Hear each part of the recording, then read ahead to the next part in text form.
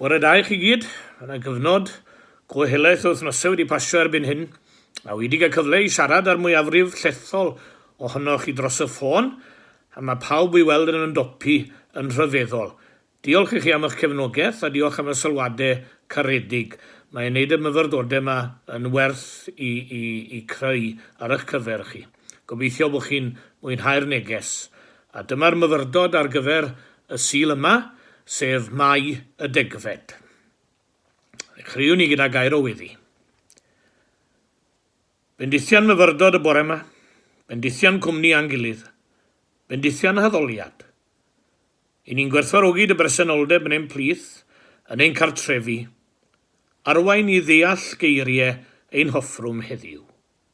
Amen. Wi eisiau darllen y chydig o adnodau ar ddechrau'r myfyrdod heddi, a maen nhw'n dod o efengyl lyc o'r 15fed bennod, y 7 adnod gyntaf. Roedd y dynion oedd yn casglu trethu i Rufein, a phobl eraill oedd yn cael eu hystyried yn bechaduriaid, yn casglu o gwmpas Iesu i wrando arno. Ond roedd y Phariseaid a'r arbenigwyr yn y gyfraith yn cwyno a mwmblan. Mae'r dyn yma yn rhoi croeso i bobl sy'n bechaduriaid. Mae hyd yn oed yn bwyta gyda nhw. Felly, dyma Iesu'n dweud y stori yma wrthyn nhw. Dychmygwch fod gan un ohonoch chi 100 o ddefaid, a bod un ohonyn nhw wedi mynd ar goll. Ond i fyddai'n gadael y 99 ar y tir agored, ac yn mynd i chwilio am y ddafad aeth ar goll nes dod o hyd iddi. A phan mae'n dod o hyd iddi, mae mor llawen. Mae'n ei chodi ar ei ysgwyddau ac yn mynd adre. Wedyn, mae'n galw ei ffrindiau i gymdogion draw ac yn dweud wrthyn nhw, dewch i ddathlu, dwi wedi dod o hyd i'r ddafad oedd wedi mynd ar goll. Wir i chi, dyna sut mae hi yn y nefoedd. Mae mwy o ddathlu am fod un pechadur wedi troi at Dduw, nag am 99 o bobl sy'n meddwl eu bod nhw'n iawn a dim angen newid.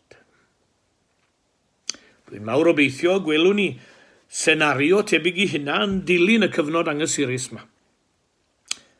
Pam ddylai unrhyw un o'r praidd ddychwelyd i'r gorlan? Wel, falle bydd yn myfyrdod heddiw yn taflu chydig o leini ar hyn. A dwi'n tynnu geiriau yn destun allan o'r llythyr cyntaf y Corinthiaid, o'r 6 bennod. Ond ddir iawn, gwerth y prynwyd chwi. Hynny yw, prynwyd chwi am bris, gwerth y prynwyd chwi. Na chi fyd cymleth yw byd prynu a gwerthu, ynddo fe. Chi di sylwi pan fyddwch chi'n trio gwerthu car, mae'r pris yn isel. Ond triwch chi brynu car, a mae'r pris yn uchel. Be sy'n penderfynu gwerth? Fe roddodd un dyn gannoedd o bunnodd am hen stamp un ceiniog, yr hen geiniog nawr. Doedd bosib bod y darn bychan un fodfedd sgwar yn werth hynny. I ffaith i fod yn bryn oedd yr rheswm, siwr o fod. A pan holwyd y gŵr, pam y talodd gymaint o bris, dyma'i ateb e. I've been after it for a long time, and I was determined to get it. Y dyhead, rawydd yng nghalon y dyn o gael y stamp yn eiddo iddo. Tybed na allwn ni weld yn yr rhesymeg yna, rhyw lygedyn bach o'r hyn oedd yng nghalon Duw at ddyn. Meddyliwch am ddameg y ddafad golledig. Oedd rhaid i'r Iesu fynd ar ôl yr un ddafad oedd ar goll, mwyn ei chael yn ôl i'r gorlan. Mi allai ddweud wrthoch chi o brofiad, fel gweinidog, nad oes dim yn plesio dyn yn fwy, na gweld aelodau o'r praidd sydd wedi cefnu yn dychwelyd i'r gorlan. Roedd cariad y bugail at ei ddefaid i gyd mor gryf, fel bod yn rhaid mynd ar ôl y ddafad golledig. Dyma gyfieithiad Beibl.net o adnod olaf y ddangmeg. Dydych tad yn y nefoedd ddim am i unrhyw un o'r rhai bach yma gael ei colli. Y Duw yn caru ni gyd, ac am ein cael ei gyd yn eiddo iddo ef. I'r graddau, ei fod yn fodlon rhoi ei briod fab droso. Wel, beth yw gwerth dyn te? Beth yw gwerth dyn? Mae'n glir mewn rhai cylchoedd ac yn gwahaniaethu o un cylch i'r llall. Y maes pêl-droed er enghraifft. Mae gwerth dyn yn ymrywio o free transfer, hynny yw dim, i dros 188 miliwn o bunnoedd. Ie, 188 miliwn. I'r materolwyr, y materialists, peiriant yw dyn, peiriant cywrain iawn, ond nid yw yn ddim mwy na hynny. I'r gladweinwyr, y statesmen, dyw e ddim gwerth llawer. Fe laddant y ddynion wrth y miloedd. Os ydyn nhw'n ei gwrthwynebu fe'i teflir nhw i'r carchar. Ac fel yr ydym wedi tystio yn y dyddiau anodd yma, i'r heliw o wleidyddion, pobl yw plesio dros etholiad ac yna ei defnyddio a'i hanwybyddu i'w dynion. Ond yn ôl yr efengil, mae dyn yn werthfawr iawn. Rhy fawr i 80 wyn neu lai o flynyddoedd, a rhy fawr i un byd. Mor fawr a gwerthfawr, fel y bu Crist farw drosto. Yn ystod y cyfnod anodd yma, mae'n siŵr fod sawl un yn holi beth yw gwerth dyn, ac yn teimlo fod bywyd mor fregus. Cofiwch fod eich bywyd yn ddigon gwerthfawr i Grist farw drosto, ac i farw drosoch. Dyna mae Paul yn ei ddweud wrth y Corinthiaid, ac eglura hynny iddynt yn ei hiaith ei hunain. Fel y gwelwch chi, iaith prynu a gwerthu sydd yn ein testyn. Prynwyd chi am bris, ac o'r byd hwnnw, y dawr cefndir, byd y farchnad, marchnad y caeth weision. Byddai'r perchenog yn dod â'r caeth weision yno gan mai ef oedd ei perchen.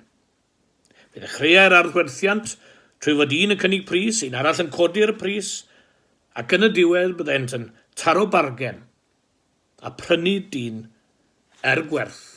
He was bought at a price. Prynu gwerth.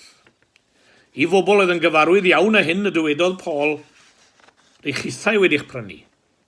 Mae'r pris wedi dalu amdano chi. Ond gofio hynna, carw'n ddweud 2 beth i'ch sylw. Yn y lle cyntaf fod y ceithwas Prynwyd yn rhydd oddi wrth ei hen feistr.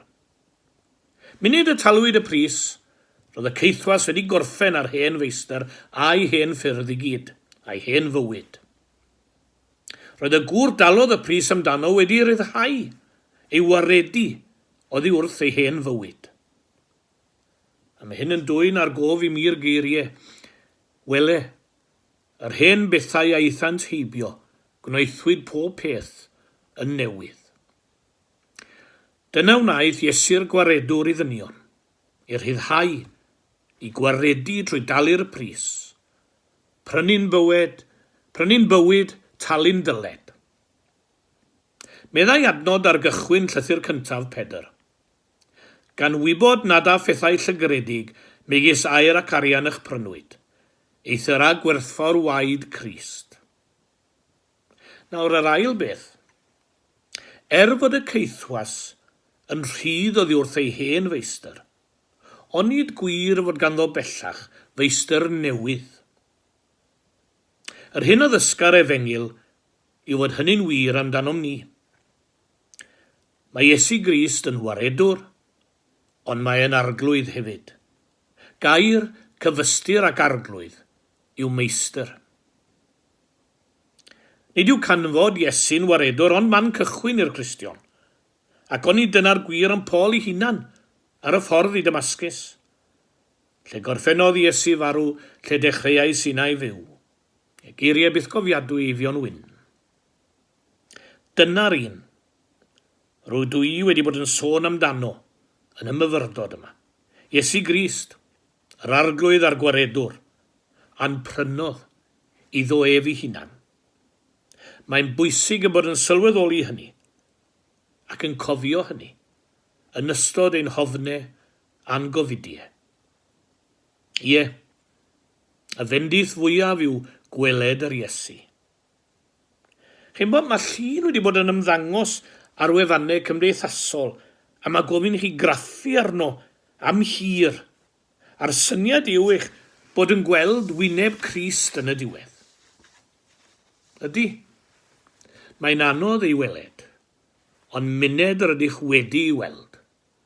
Welwch chi ddim arall, a dyna eich wirionedd.